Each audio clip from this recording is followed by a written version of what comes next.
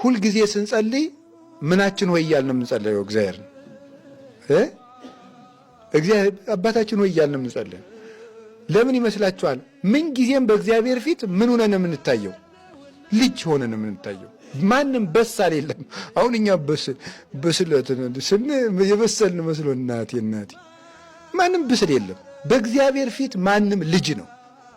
የሚያዝንልንም ለዚህ ያለ እውነቴንም ነግራችሁ እንደ ብድ እያየን እንደ ልጅ እያየን ከመበጽቡርት ዋና እንዳለ አባ ጊዮርጊስ በጭቃ እንደሚጫወት ልጅ እየቆጠረን ነው እግዚአብሔር እስከዛሬ የቻለን ማለት ነው። ጭቃውን ተቀባውቶ እናቱ የምትሸልመው መስሎት እየሳቀ እንደሚመጣ ልጅ እንደዚህ አይቶን እግዚአብሔር ይራራልናል። እና አዳምን እግዚአብሔር ወፈቀደ እግዚአብሔር አድኅኖተ ዓለም በሳይሉ ወበምህረቱ በእንተ ክልኤቲ ገጻት እግዚአብሔር ስለ ሁለት ምክንያት ዓለምን በቸርነቱና በይቅርታው ሊያድነው ወደደ።